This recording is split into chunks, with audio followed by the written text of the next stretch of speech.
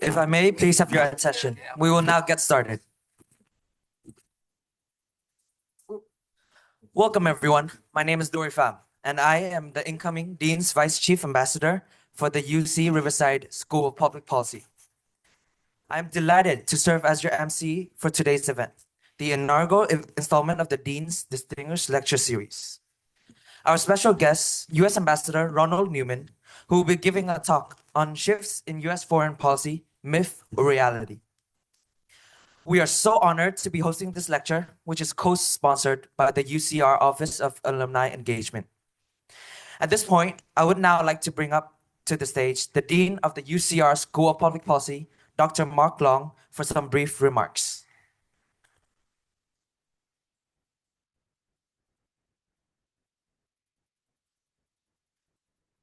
Thank you, Dory, and thank you all for joining us. This is a momentous year, not only for the world, but it's also a momentous year for the School of Public Policy. So we are about to celebrate in the fall our 10th anniversary of our Master of Public Policy program. So we're excited about turning 10. We're excited about what our alumni have done to transform this region, to provide solutions for this region and solutions for this world.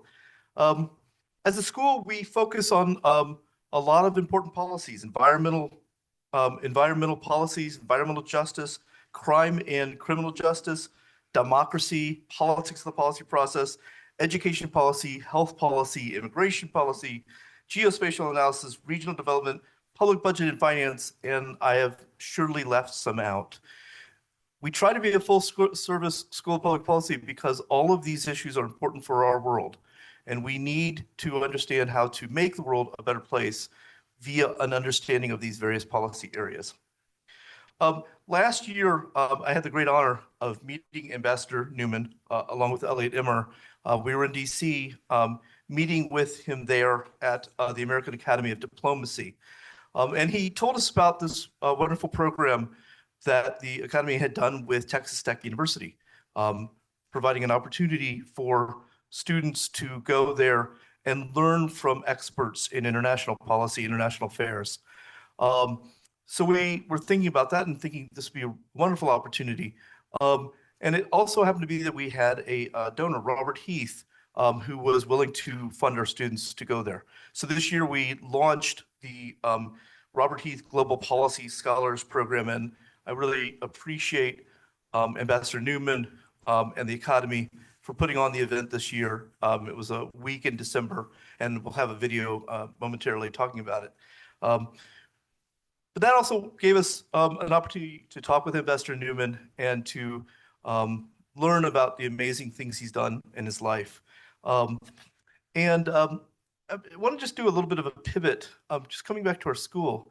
Our school has as our values that we value public policies that promote efficiency, equity, prosperity, and justice. And I want to focus just on the last two of those for now, prosperity and justice. And I want to think about what that means both domestically and internationally. So what does it take to have prosperity? It takes stability, it takes predictability, it takes lack of corruption. What does it take for justice? It takes a rule of law and a respect for the rule of law. It takes non-arbitrary decision-making by your government. It requires that the laws be fair. And I believe that we have a moral obligation to promote that stability, predictability, lack of corruption, rule of law, and non-arbitrariness. So let's talk about the United States. We're at an inflection point in the United States. It's a time where we really need to think about our place in the world. If I look across my lifetime and think about foreign policy, we've gone through some periods. There was the sort of world order after World War II, which in some ways you might want to think of as going through the end of communism. The next point was the war on terror. And we went through that process. And now we're at a new moment. We're at a new moment where we have to decide what is our place in the world? What should this international world order look like? And we can see that the war in the last few years, the wars in Ukraine and Israel have roiled our national, international and our campus politics. Because why has it done that? Because we're thinking about what is our role in the United States? What is our role in ensuring justice in those places? What is our role in ensuring prosperity in those places? And how does prosperity and justice not only affect those regions, but have an effect on us in the United States? So with that, I'd like to welcome Ambassador Neumann. I really look forward to hearing his views on these topics. And I have no idea what he's going to say, so I'm really looking forward to it. Thank you.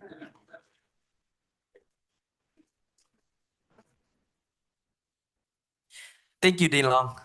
Now, at this point, we would like to play a video on the Robert Heath Global Policy Scholar, Global Policy Program. Let's go ahead and watch it together.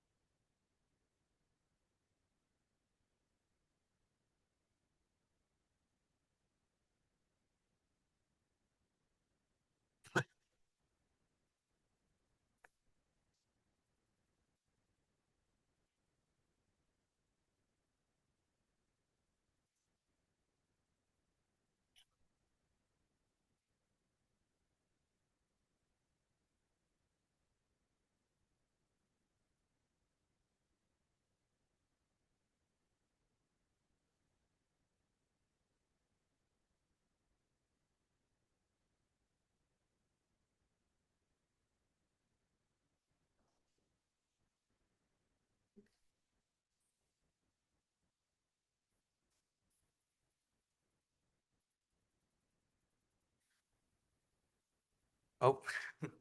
Now, without further ado, I am honored to introduce you to our guest speaker. Mr. Ronald Neumann is a former Deputy Assistant Secretary of State and career Senior Foreign Service Officer.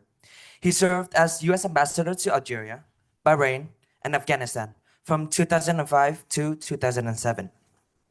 Before Afghanistan, he was involved in coordinating military political actions in Iraq with the Coalition Provisional Authority and Embassy Baghdad. Earlier roles included Ambassador to Bahrain, Director of Northern Gulf Affairs, and Deputy Chief of Mission in the UAE and Yemen. An author of several works on stabilization, Ambassador Neumann also advocates for U.S. diplomatic and development capabilities. Ambassador Neumann served in combat as an army officer in Vietnam and also holds numerous honors, including the Lifetime Contributions to American Diplomacy Award by the American Foreign Service Association. Fluent in French and proficient in many other languages, he earned degrees in history and political science here at UCR. For the past 17 years, he has served as the president of the American Academy of Diplomacy.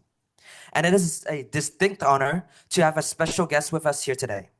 Please join me now in welcoming our distinguished lecturer, Ambassador Ronald Neumann. Thank you.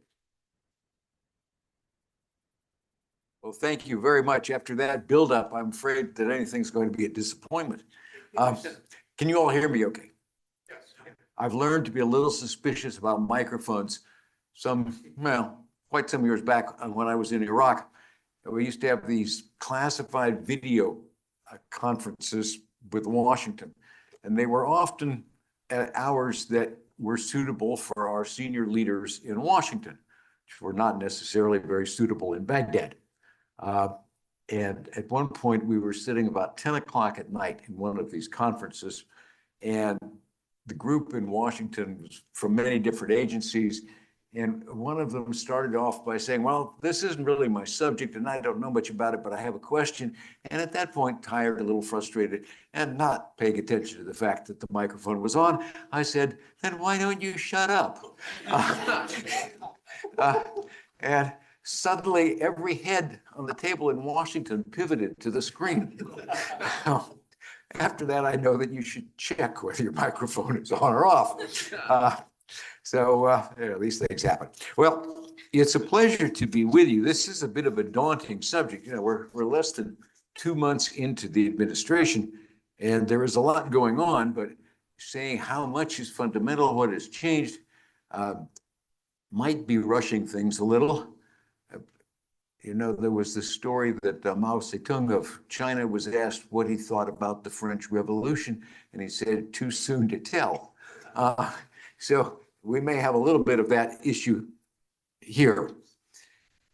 Well, bearing that in mind and, you know, being happily out of government so that I'm not responsible to anybody for what I say, let me try to address this in terms of both substance and style, because I think they're both changing, and some places they're the same, some places they're not, and some places it's really kind of early to tell, although you have an enormous number of people who are instantly jumping to conclusions about almost everything. There are some real changes. Now, of course, the biggest obvious change right in your face is the change in style. It's not a change from the first time Mr. Trump was in president, but it is a change from Biden and from many previous administrations. This is this very confrontational, speak off the top of your head, throw it in your face. There is a certain lack of politeness, almost boorish in some cases. Sometimes this may actually get things done. I think that is true. The danger in this kind of heavy-handed beat everybody with a stick is you build up resentment. And resentments can build over time and then reverberate. So you have a style that it may please, I think it's pleasing many people in America, and it may actually get things done. And I'm going to come back and talk about that in a minute, a little bit about Ukraine. But it has downsides as well. Now, some of the downsides can be perhaps not exaggerated, but overly attributed to Mr. Trump. There is, I would say, a broad, increasing question in the world, among world leaders, about whether the United States can be relied on. And that's pretty serious. It's serious for many reasons that you can imagine, but one is because of the size and the power of the United States. You know, we are so big. We could be like an elephant. You know, we might not mean to step on some little critter in the grass, but when the elephant's walking around, it does big, you know, has big, heavy steps, makes a difference. And so everybody needs to know where the elephant's going, whether they want to go that same place, or they want to go someplace else, so they want to stay the heck out of the way. They still need to know, where's the elephant going? This is true with a lot of countries that are friends, countries that are enemies, but they still orient their policy to a certain extent on where we're going. They may not want to follow us, they may want to oppose us, but they still have this understanding that they need to understand where we are. They need to understand what we're doing because it affects what they can do or what they want to do. So when they are not sure what we're doing because we seem to be changing our mind, then that produces an uncertainty for a lot of countries, for a lot of governments. Uncertainty is also a little dangerous because when you're uncertain, you have to make guesses. Well, a lot of things in international relations, you're guessing. My father used to remark to, who was also a diplomat, and he used to remark to me that by the time you have enough facts to be sure of your decision, it's too late. You have missed often the opportunity to influence events. So you have to make decisions from inadequate facts. You know, if you like working in certainty, I do not advise a career in this business. Pick something else because this is a luxury you are not going to have. But when you're uncertain all the time, you have to guess. And when you start guessing about things where you involve potential military force, if you guess wrong, the accident's expensive.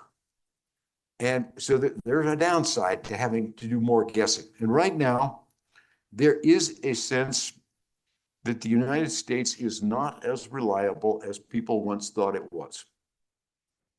Now, it's not entirely fair, as many pundits are doing now, to blame this only on Mr. Trump's statements about NATO, for instance. This has been growing for some time. In some ways, I think you could date this back to the Obama administration. When President Obama said that if Syria used chemical weapons, this would be a red line, which people understood to mean we would strike, and then we didn't strike. Now, there were some reasonably good reasons for that. These are arguable decisions. Like I say, they're not easy to say what's right. But in any event, Obama administration decided they would not strike. That reverberated around the world. I had colleagues who came back from tours and visits in Asia and were telling me that everybody was talking about the fact that we didn't strike. Well, then you had the Trump administration. And we seem to be backing away from NATO and from various commitments. Well, then you went to Biden. Now, President Biden made a big deal about we're back and we're consulting and we're doing things in the way that we used to do them. And that wasn't entirely correct. We made a big deal about how we were going to consult before President Biden decided on the withdrawal from Afghanistan. We talked particularly to our European allies because people sometimes forget we had a lot of friends with us in Afghanistan. We had over 40 nations there contributing to the development effort. 41, I think, was the number. We had 26 troop contributors who had troops on the ground with us, and some of them got killed. We consulted extensively, sent Secretary Blinken off to NATO, except most of them said we should stay. The British said we should stay. The Italians said we should stay. They had troops in Afghanistan. The Germans, who are been pretty pacific for the last 20, 30 years, said we should stay. And then we said, thank you very much, we're leaving.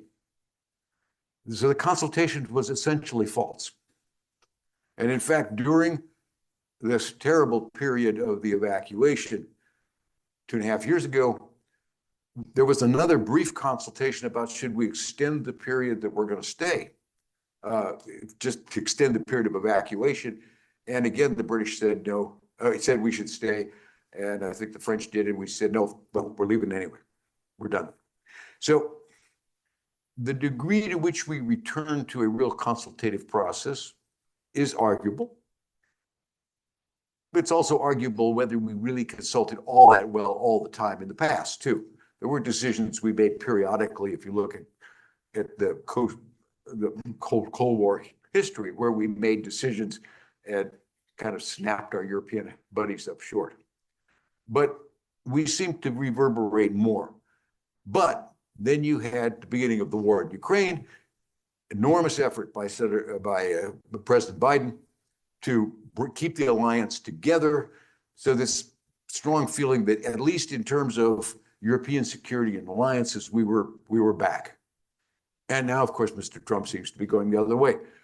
But what you have as a result of this is a feeling now that we really cannot depend on the United States the way we thought we could in the past, not just because of what Mr. Trump says, but because you've had this vacillation from Obama to Trump to Biden to Trump again.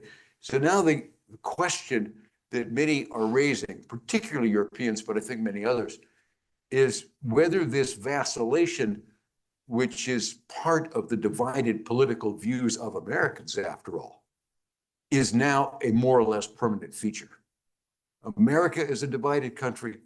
The division comes through in our foreign policy, and therefore, can you depend on America the way people used to think they could, because this division pulls the country back and forth?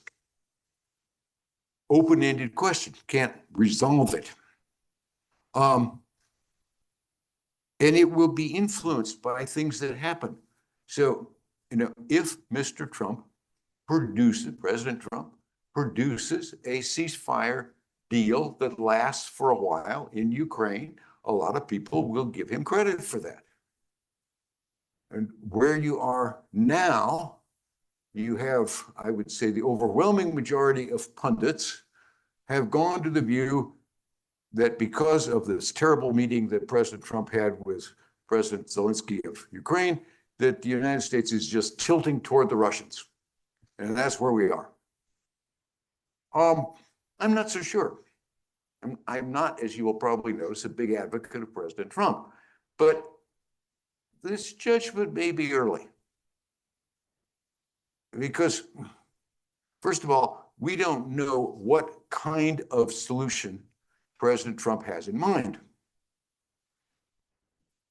If you were to get to a ceasefire, and I'm not saying this is his policy, because I certainly have not talked to him about this, but if you were to get to a ceasefire that left the division of the country about where it is now, you could say, well, this is a terrible defeat for Ukraine. They had the goal originally of taking back all of the country, and they didn't get it. And the Russians are just going to prepare for the next attack. And this is terrible. Could be true, too. But you could also take the point of view that the Russians have lost, I don't know, several 100,000 men in casualties. They've taken a miserably small slice of Ukraine, in addition to what they already had from 2014 that nobody was going to get back anyway. And that's just a great deal less than a victory for Russia. If that's where you come out. I don't know if that's where we're going to come out. President Trump was clearly putting very heavy pressure on President Zelensky. What did President Zelensky want? He wanted some preferably some chance to get back more of Ukraine, which means more fighting, because the Russians were not going to give it away to negotiation. And he wanted real security guarantees, Ukraine in NATO preferably. Not going to happen. Not only because President Trump is not there, but because going into NATO requires unanimity of NATO, and you're not going to get it. Maybe you get it someday, but you're not going to get it now. Hungary, several other countries are opposed to it. You wanted some kind of security guarantee. Well, if I'm speculating, you have to keep remembering that I'm speculating, that I do not have an interior crystal ball in Ukraine. I'm not sure anybody did. I'm not even sure President Trump actually has an exact game plan, but he wants Ukraine at the table ready to make some level of concession. That's pretty clear. He had an opportunity, whether it was staged, planned, not staged, I have no idea. But he had an opportunity to frankly beat him into shape. And he did it brutally, not only in the talk itself, but then by saying we're cutting off some arms, we're cutting off aid, we may be cutting off intelligence. Now, this is a public, humiliating, and brutal way to bring Zelensky to the table. Is he going to put any pressure on the Russians? There's a lot of people assumed by this, and this is the kind of thing you're getting with the Trump administration, is people are, we're in the first 2 or 3 weeks of the administration, most people have taken the assumptions that they brought to the election and applied them to the administration, and therefore they think they know where it is already. Well, I was having a talk with one of President Trump's former national security advisors, who was reminding me that President Trump in his first term could be very polite with President Putin on the phone, but stuck more sanctions on the Russians than President Biden did. So what you see is not always what you get. Today, there was an article that I saw this morning that President Trump is starting to talk about sanctions on Russia. A variety of kinds of heavy pressures, economic and other, to bring the Russians to the table as well. Will he do it? I don't know. That might be the underlying theme of this speech. I don't know. But it does,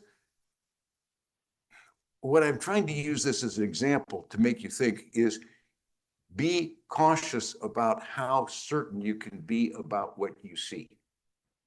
It may be that President Trump is bound and determined to drive Ukraine into a humiliating peace, and it's a terrible thing for the world.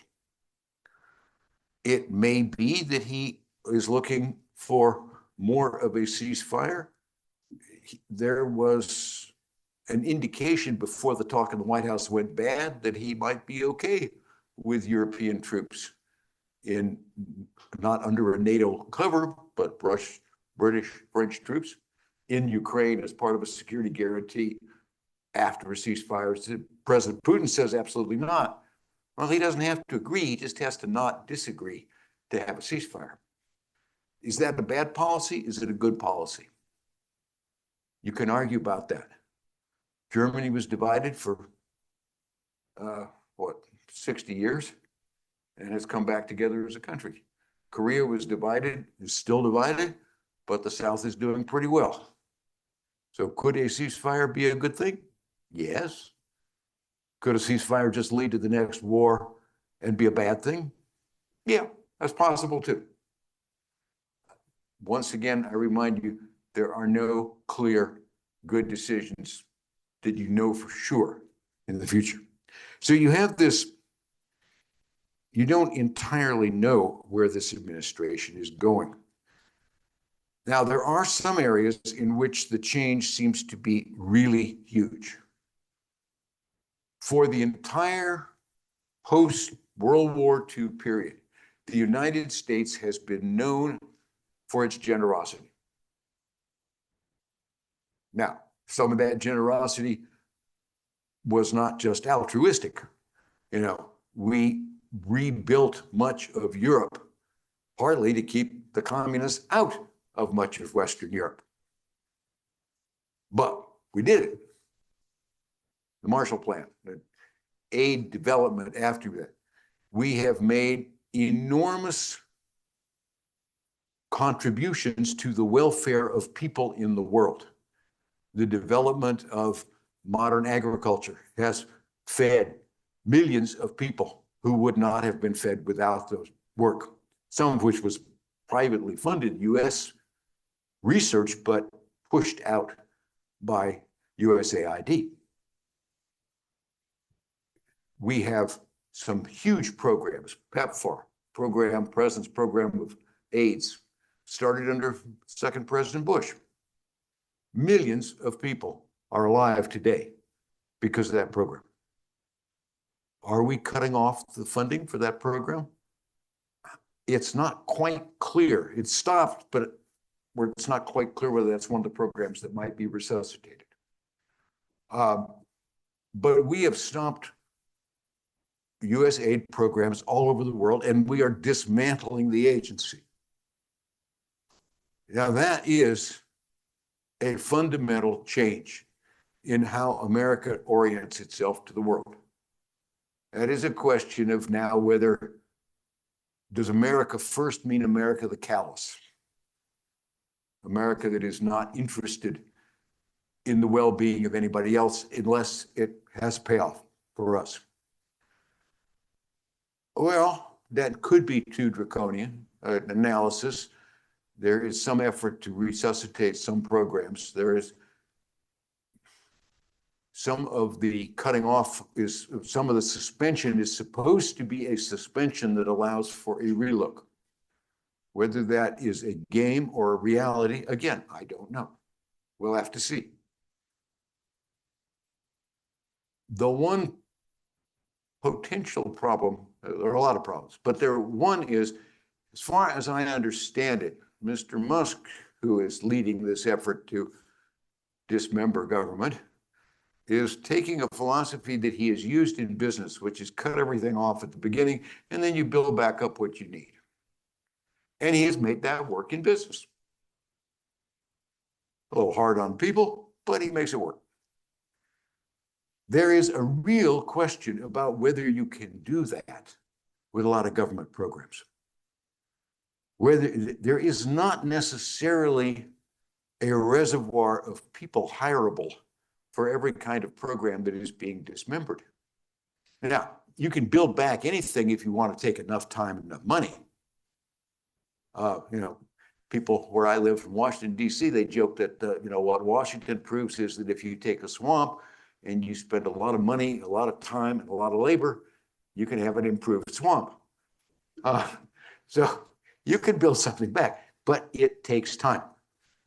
Right now, there's a move in the Congress. There is a bill in both the House and the Senate, sponsored by Republicans, to move the funding for a program called Food for Peace into the Department of Agriculture, which actually administers the buying of millions and millions of dollars of crops from American farmers that are used in foreign aid and go out to various lands in the world.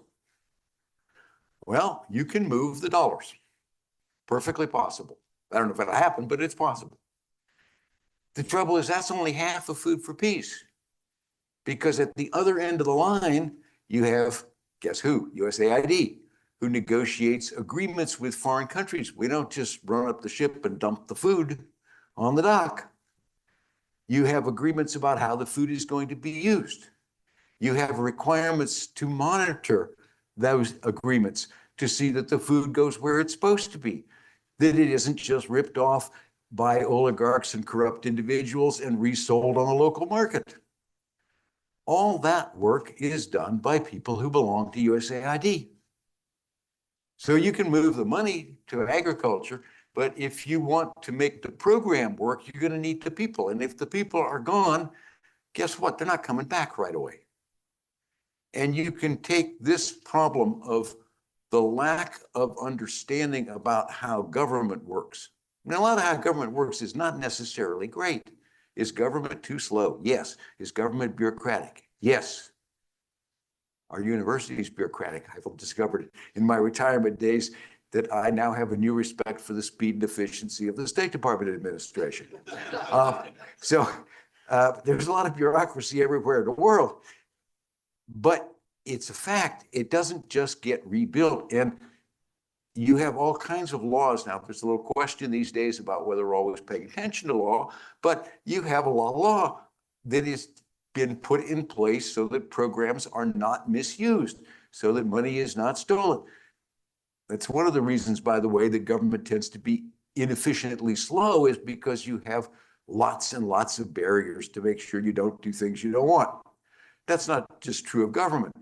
You know, one reason that we are dependent in energy is that we've hardly built a new refinery in 20 years. So it doesn't make a damn bit of difference whether we are the leading producer in the world of gas and oil, which we are, because we can't refine it on more than we already have, because we have so many permitting problems, many of which are, you know, for very good environmental reasons, that it is extraordinarily difficult to build a pipeline or a refinery in the US. So many of you may have heard the goal of energy independence. It's not directly related to my subject of the day, but I have to tell you, it is completely fallacious. And politicians of both parties have helped you to this level of ignorance over many administrations. But the fact is that the price of oil is a worldwide price. If the Persian Gulf gets cut off tomorrow because of a war, then the price of gas here at home is going to go up, because everybody in the world is trying to buy it. And if you know anything about economics, you know that raises the price. It's a worldwide market, and it is not, you're not going to be safe in your gas price, because we refine more raw petroleum here, which we can't process anyway, because we don't have the refineries. So when governments are bureaucratic and you have a lot of regulations, and you have them all over, not just in foreign policy, but the point is that when you get rid of things, it's a little hard to just get them back. You get rid of too many air traffic controllers, you're going to have problems with flight delays. Now, you can get back from that. President Reagan fired an enormous number of air traffic controllers. They never got their job back, and we managed to train enough air traffic controllers that planes are flying today. But it's very time consuming. So we don't know where the changes in policy are. We had to work through a lot of noise in the first Trump administration. The shifts were not all as fundamental as people thought. Africa policy from Obama to Trump to Biden, it was pretty steady. Latin American policy has had some ups and downs, but it has not been marked by very specific highs and lows of the first Trump administration. So you got to be a little careful about how much you interpret noise as action. Some noise really is action, but this is a particularly noisy administration. And so that makes the analysis more difficult. There is this deep distrust that I talked about. That, I think, is going to remain, partly because it has built up over a number of years, a number of different administrations. So what you're getting in this, what I talked about earlier, this feeling that the divisions of the United States are now, if not permanent, at least here to stay for quite a while, and that they are reflected in the vacillation of America's commitment to the world. That, I think, is going to be with us for the foreseeable future. And now that won't keep everybody from working with us. We are simply too big, too rich, too important, and too powerful for people to just choose that they don't want to work with us. But it does mean that people look for who else they can work with. How do I get insurance? In the old frontier game of Pharaoh, there was what was called coppering a bet. You could put down a copper coin and it paid if the bet lost. So there's a lot of coppering the bet today. How do I get, how do I ensure this? How do I not be too dependent on the US? But that has a price as well for us. So there's going to be a lot of that. There is an acceleration of what you might call, big term, a polycentric world. What does that mean? A lot of players. It's not bipolar. Even if, as some people speculate, President Trump wants a world in which, we, the Chinese and the Russians, make every decision, it ain't going to work that way. You're going to find more and more different combinations.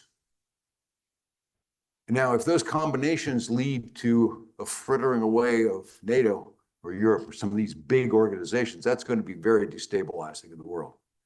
That has not happened yet. Don't get ahead of yourself.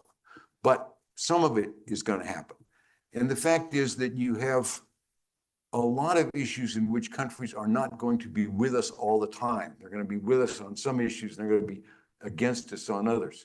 Now, we just had a vote in the UN on Ukraine, in which, a somewhat strange world. We voted with China, Russia, Belarus, North Korea. Those were our new buddies in the vote. All of our Western European allies voted against us, and pretty much the entire Latin American world countries abstained. Now, it was General Assembly vote, doesn't actually do anything, but it was illustrative that people we thought were friends were not with us on that one issue. There are going to be other issues. The more you break up the certainty of who's on what side in the past, the more you have to look around and wonder, who's with me on this one? They were with me. I don't know, maybe they're over there now. So this multi-centric world, this is going to be destabilizing. There are areas where this has already been occurring, and they may be accelerated. One of the biggest ones, let me ask a question. This is a trick question because there's no reason for most of you to know. How many people know what the SWIFT system is? Hands. Okay, we got a few. Good. The rest of you don't feel bad.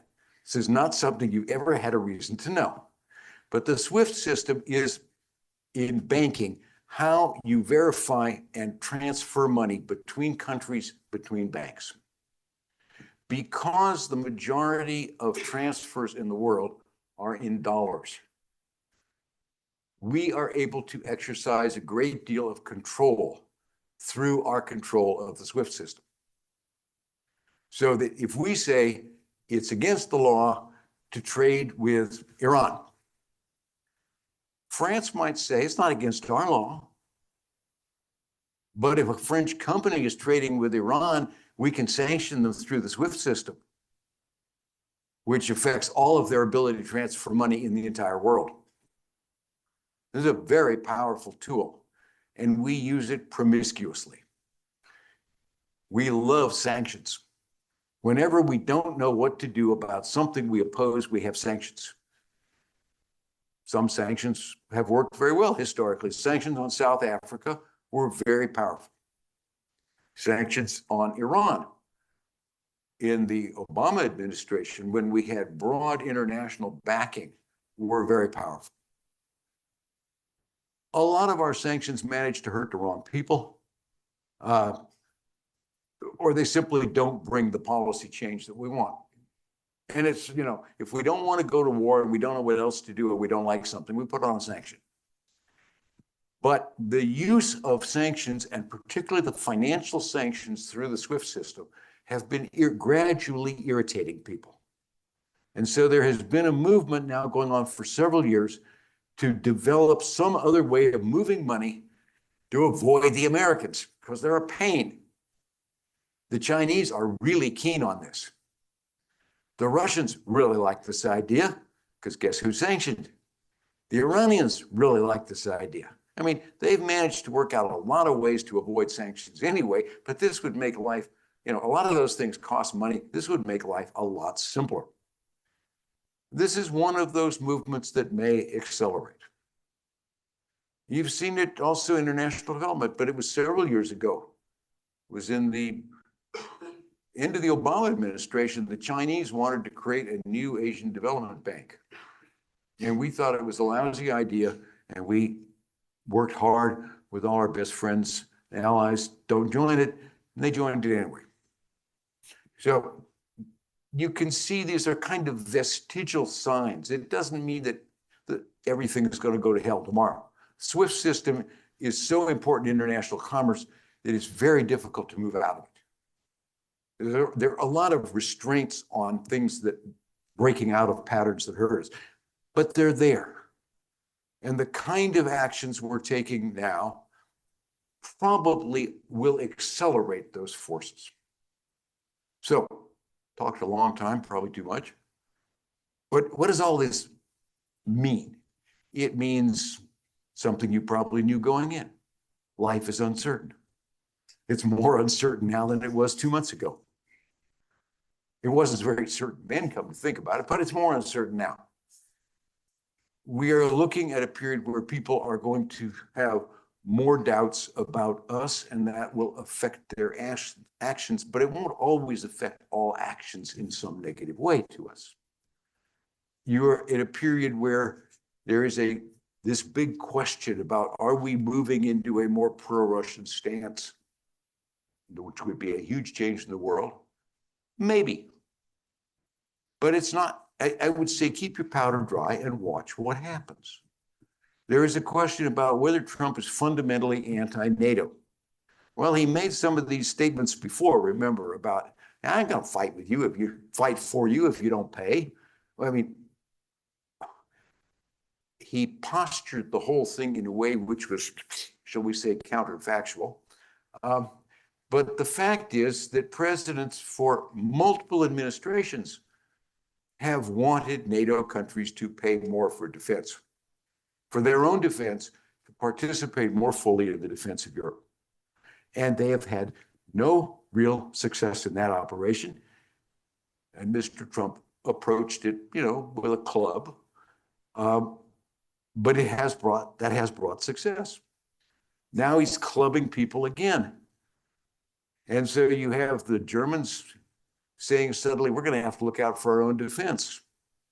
You have the French saying, well, maybe French and British nuclear weapons have to be put at the disposal of NATO.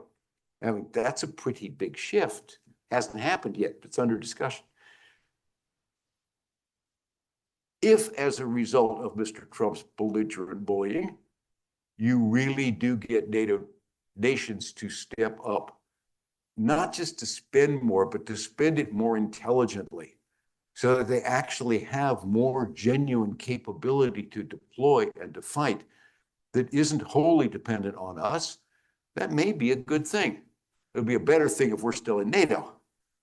But I'm using that simply to remind you that the belligerents can give you some progress. But in the process, you really piss everybody off.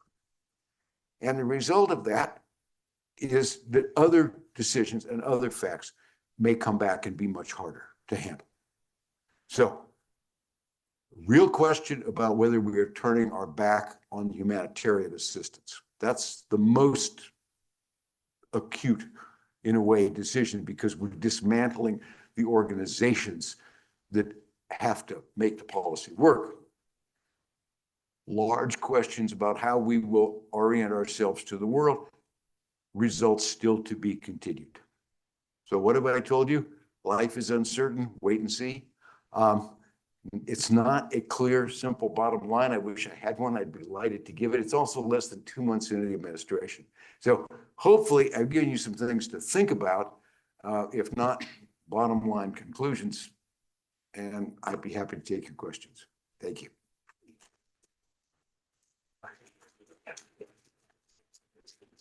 And I think we have some microphones that are supposed to move around. And we're not virtual today, but I think you are trying to record this whole thing. So it means please wait for the microphone, because otherwise your question will remain a mystery later on when we have a video. So like Ambassador Neumann said, we will now move on to a Q&A session. And my colleague Paula Omukomian And Shivani Narang will pass the mic if anyone has questions. Or And she, or please she raise will your hand. have if you give her one. Yeah.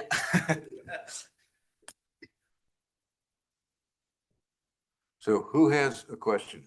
Or can you just barely stand and get out? Yes, one over here.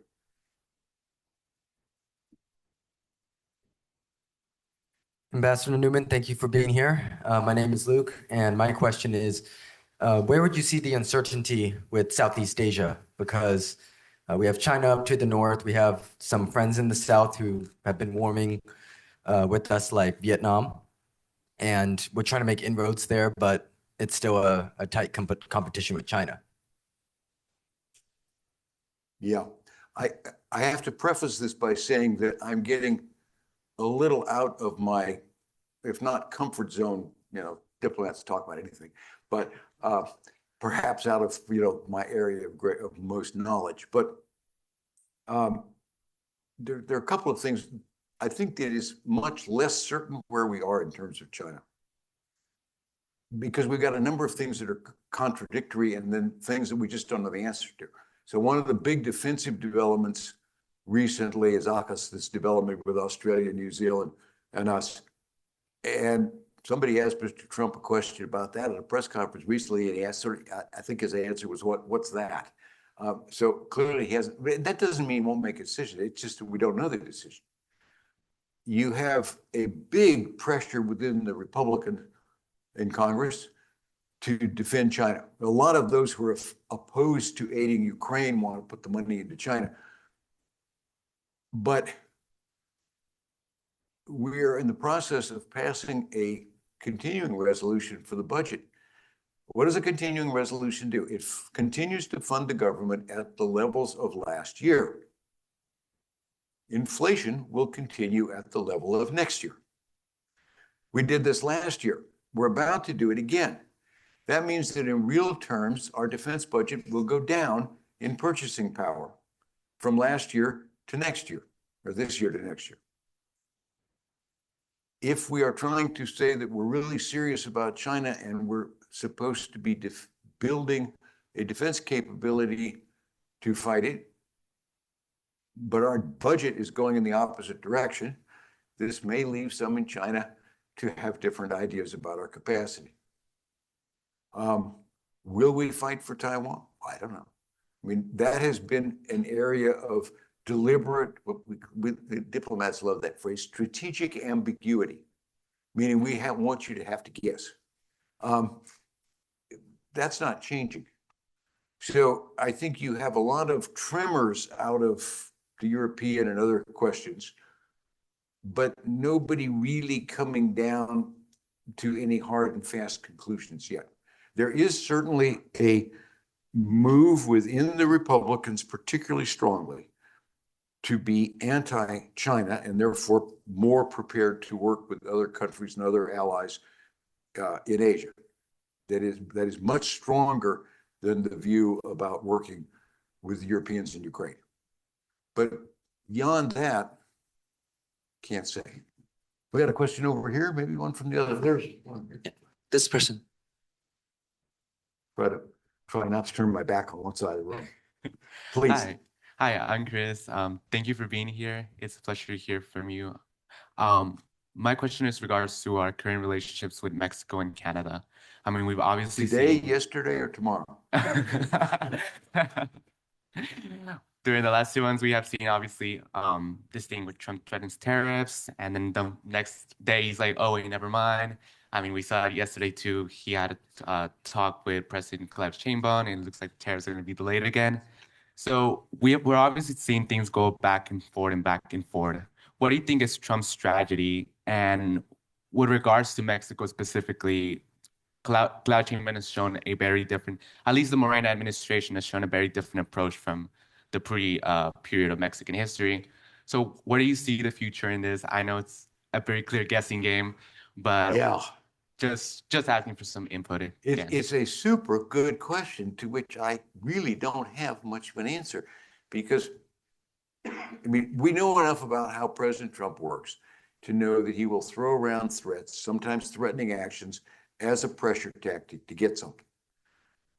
What is unknown right now is what it is he wants. I mean, he's talking about stopping immigrants and stopping fentanyl. Now, you can stop the immigrants with essentially brute force. You know, if Mexico puts, as they said, 10,000 more troops at the border and stops people from coming, you can stop immigrants. Whether you stop them long term, another question, but you can stop them. The vast majority of fentanyl does not come across the border by illegal immigrants. It does not come across smuggled in little bits and pieces across the Rio Grande through the desert. It comes in shipments in container trucks and hidden in, you know, the vast majority of it comes right through where we already control the borders and people hide it. Maybe Mexico can do a little better. Unlikely that it's going to have actions that are so good that they really cut it off. I mean, if you had those kind of actions, we'd have done it ourselves. So you have a piece that may work and a piece that doesn't work. And then what's the real goal? You know, Mr. Trump is not stupid. He has a lot of street smarts. He presided over the renegotiation of the North American Free Trade Act into the current U.S.-Mexico-Canadian Act. Now he's ignoring some of what he agreed to as he sticks on tariffs. You know, that was then, this is now. But he clearly I would say, he clearly from his behavior patterns wants something else. But he has not really shown his hand in terms of what he wants and when he will think he's got enough of it. In the meantime, of course, he's causing a lot of damage to business that doesn't know, you know, are we at tariff on or a tariff on day? You know, tariffs are on Mondays, Wednesdays, and Thursdays. They're off on Tuesdays, Friday. You can't run a business like this. And so I think some of that will feed its way through in counter pressures. And you start to get you know, we can put pressures on agriculture. Hope you didn't like avocados with your salad because something like 60 or 70% of them come from Mexico. So, you know, these things will go back and forth. And that I've probably spoken too long to tell you I don't know, because we don't know what his bottom line is. We don't know where he's trying to go with this tactic.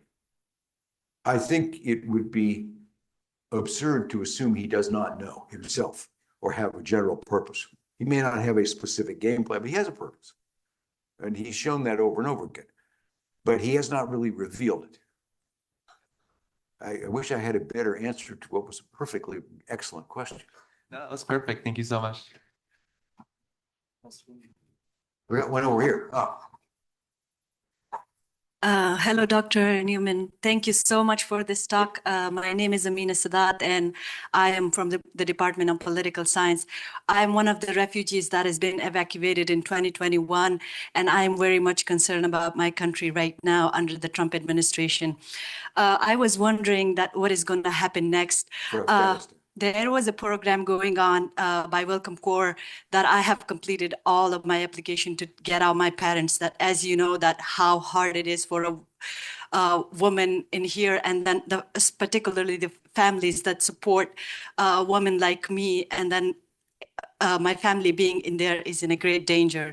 So like I was wondering what is going to happen. Does the Welcome Corps program, which has been terminated, is there a way that this kind of program will reopen, or like do we have any hope left? I wish I had a good answer. This is all about Afghanistan. We didn't say the words, so many of you didn't follow. We're talking about Afghanistan. To which I have a lot of commitment, not only from being ambassador. I went, starting 2010, I was back every year, at least once or twice. I was back about 6 weeks before the collapse. And I've in touch with many Afghan friends still, and some of whom are here and some of whom are not, and been involved in a number of visa cases. So I'm very aware of what you're talking about. I do not have much good news for you. There is a lot of discussion in the Afghan diaspora about, well, the Trump administration may re-engage in better policies. No, it's not going to happen. Trump administration does not give a damn about Afghanistan. To them, it is a nice place to criticize the Biden administration to avoid all responsibility to take down. They have cut off a lot of humanitarian aid that was feeding a lot of people. I'm not at all sure that's going to get restarted.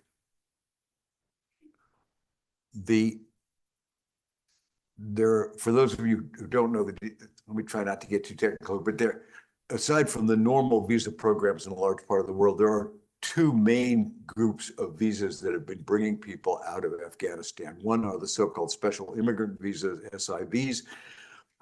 Predominantly, exclusively that is people who have worked directly for the U.S. government in Afghanistan. The other category is what's called P1s and P2s. These are people who are under threat, have various other claims on the United States, but are not where we have not directly committed to visas as we are in the SIV program.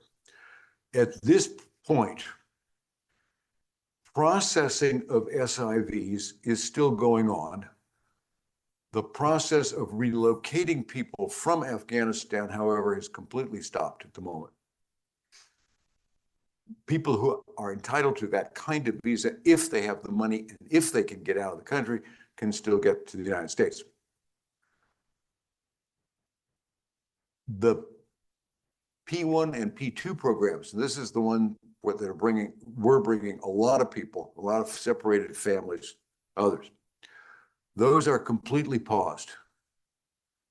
There is no processing going on now in the pipeline. Now that could be resumed. And there are conflicting tendencies within the Trump administration. You have people like Stephen Miller, who is a senior advisor to the president, who is bitterly anti-immigrant everything. Doesn't like, if any of you come from immigrant backgrounds, he would not have had you here. And then you have people on the other side, people like Mike Waltz, the national security advisor, who has a considerable commitment to Afghanistan, who thought the withdrawal was terrible. I would say right now, the anti-immigrant people have the upper hand. They have not, one tiny grain of hope, they have not canceled the program. They've paused all the processing. This is a pretty small bit of hope. This is like offering you hope with the tweezers. It's not a big dish. They may resume it. I know there's one case that I worked on. The person got separated. So the man and his family is here, and his mother, who was the wife of a long-serving embassy employee, and two other members of the family are stuck in Afghanistan. The processing is paused. And you fought with us? Too damn bad. We spent 20 years teaching, preaching that women should have a different life. Democracy was important, freedom of the press, women judges, women police, women officers. And yeah, too bad. We're out. We don't care. No sense of moral commitment.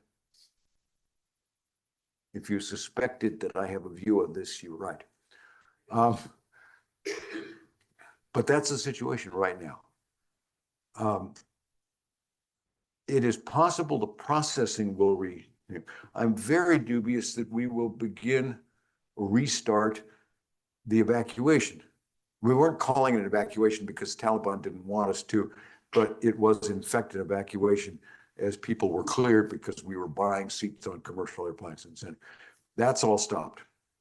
And there are a lot of stories, although I have not verified them, that we're in the process of closing down the places, Doha, Albania, Philippines, to which we were bringing people as intermediate stops. If those really close down, I just have to say it's very unlikely with this administration that they will put money back into that. I wish I could tell you something better, and happier because I don't like this. But that's my most honest evaluation at the moment. I think we have a question You're with Mr. Willings over here. Shivani, do you mind?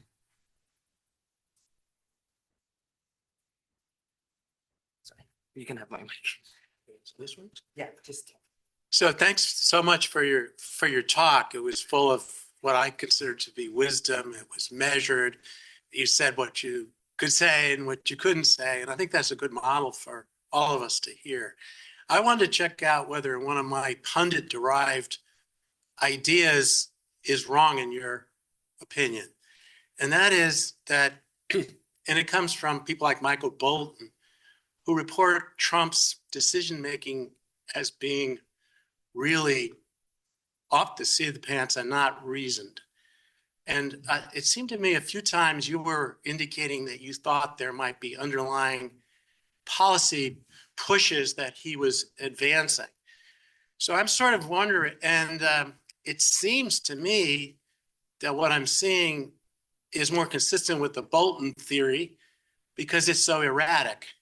You know, things get changed because somebody said something to you. So I wondered, am I wrong in thinking that it's erratic? And that's a big change. I would have to have a great deal more certainty than I do to say you're wrong. I think what you my guess, this is all I can give you is a guess, is that you have both. There are certain things, certain general directions that Trump wants to go. And a lot of what we're seeing right now have been things he's been signaling for years.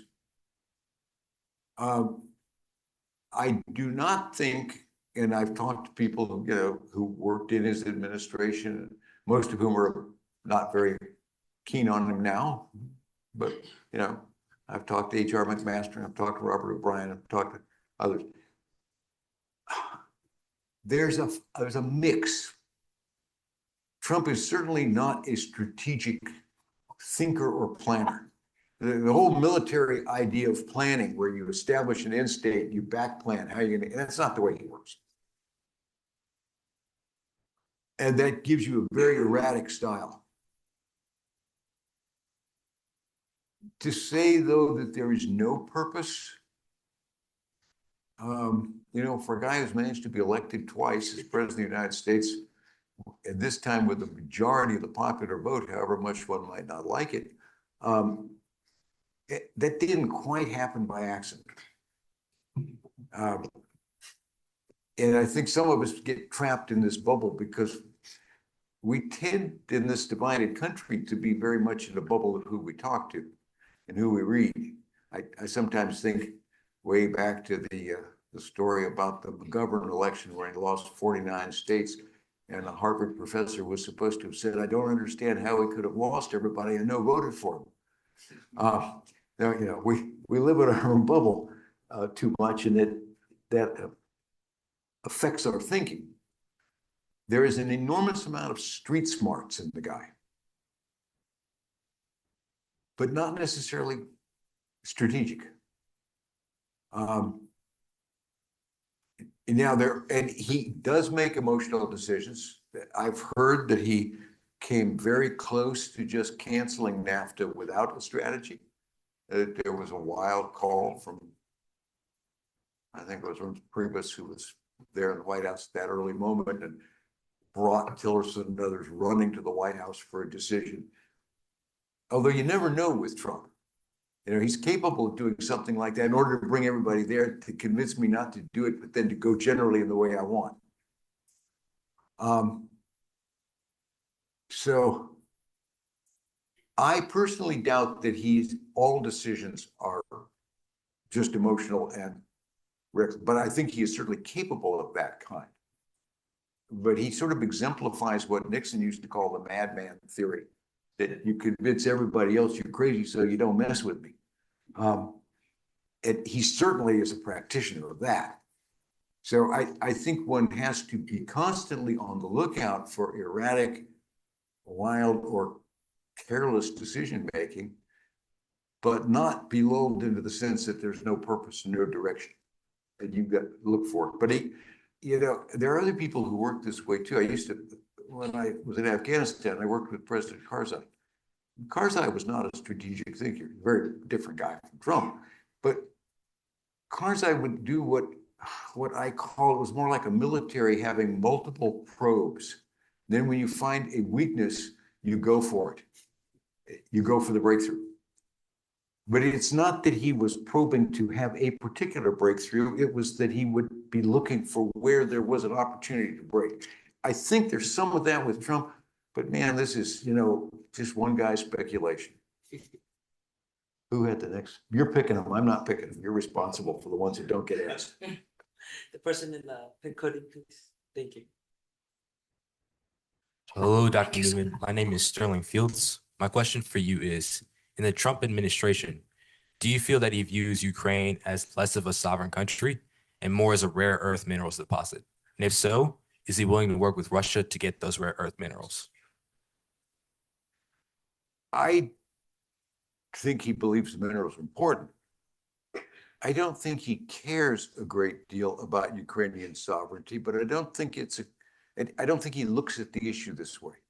He wants a peace. He wants to make a peace for the moment. Not very concerned about the long term, which may not be possible. Possible long-term peace would be a Russian victory or a Ukrainian victory, and there's almost no sense that either one of them is going to be likely.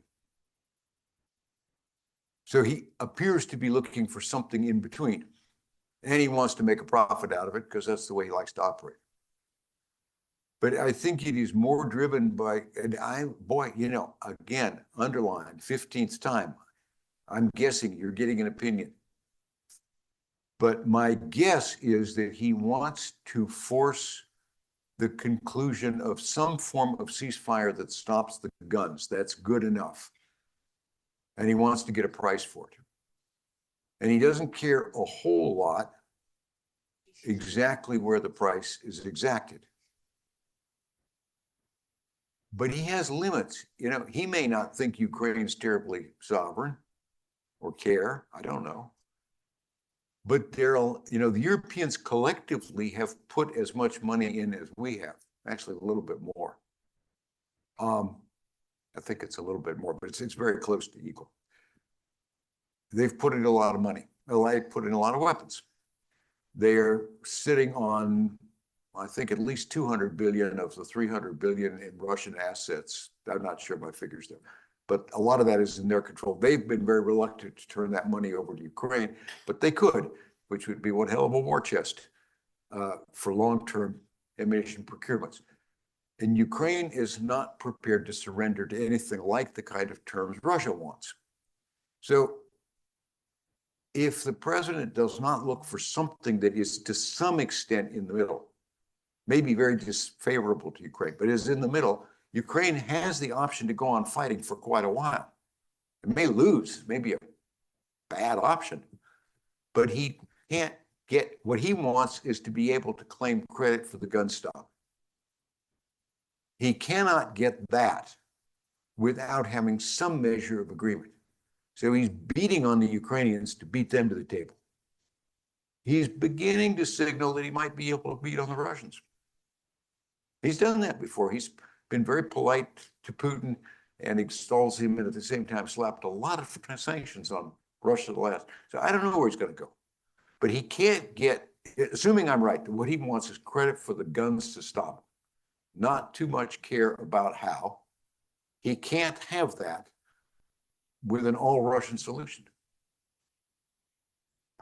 So we have time for one more question. All right, you're responsible for all the hands that don't get answers. Maybe this person, Shivani, do you mind?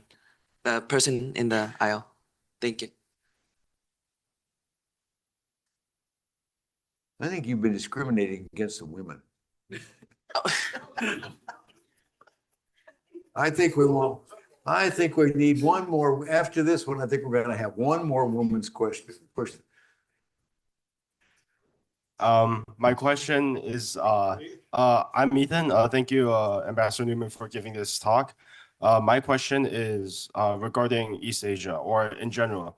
with what you observe as Trump's and America's like increasing unreliability or like less like ability to like know what America is planning to do you think that that'll lead to a movement amongst like countries which are historically aligned with America but border countries which are less friendly? Do you think it'll increase who are you thinking about in particular? I'm thinking like China and then like Korea and Taiwan.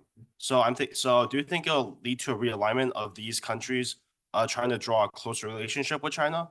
Or do you think it will lead to China reassessing its strength in relation to Korea and Taiwan and perhaps pursue a more aggressive policy? Yeah, I feel like the answer is yes, no, and maybe. I do not see, I mean, this is a very there's an enormous anti-China pressure within the Republican Party. I don't see, he may like dealing with Xi, but he put a huge number of sanctions on China before. He's putting more sanctions on China. Chinese are answering with threats as well. You want war, we'll give you war, whether it's trade or military. So I don't see a fundamental realignment quickly. With the uncertainty about where the U.S. will be on alliances, one of the huge dangers there is if it leads South Korea to decide that it needs nuclear weapons. It's always relied on the American umbrella. That could change. The rest, I would say, is sort of in uneasy pause, waiting to see, but I can't answer beyond. I think we should have one more question from a woman. But somebody, okay. Yeah. Dean Long has picked you as the symbolic last question. Go ahead. Thank you. So, hi, my name is Hong. I kind of, because like I double major in both like international affair and economics, I was wondering like, because of like the instability that I see on the news, I was wondering, are you guys still gonna have like, economic development programs specifically for Southeast Asia areas? Or that is just like, oh, like we don't know for sure because of like what's happening right now? Yeah. So the question is whether you say me, but remember, I'm out of government, not me. Sorry. I take the question to be, is the U.S. government going to have economic development programs? So, Yeah. and right now, the answer would be probably not. Now, some of those may well be, there are a lot of reasons for having programs. Some of them have to do with, they help diplomacy in various other ways, access to minerals, building of alliances. Some of those things could be rebuilt. Right now, the answer would be no, we're walking away from it. I don't think it's a very smart answer, but I think that's what you see right now. I think we're out of time. I know we're out of time. I ran you over time, and I apologize, but we had a lot of questions. We had a lot we didn't get to. I apologize, but that's his fault. No, that's not fair. But thank you all for coming. It's been fun to talk to you. I hope you had fun too.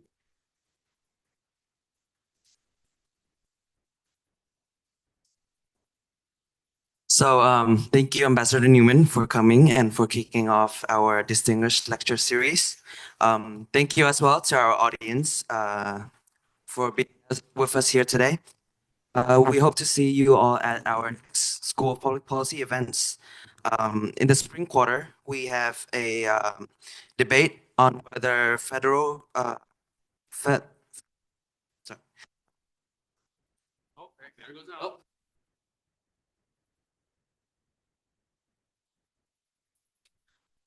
Federal government should ban social media for minors, and we will also hold a live podcast series with the Presley Center of Crime and Justice that focuses on higher education access, enrollment, and graduation for individuals with criminal records. These are just a few of our events, and we hope to see you all there. You can learn more about our events on our website at spp.ucr.edu. And while you're there, you can check out our Master of Public Policy as well as our combined BA MPP program. And thank you again for joining us. Please help yourself to some refreshments and food behind. And if you would like to use this time to talk and ask questions for Ambassador Neumann, please feel free to.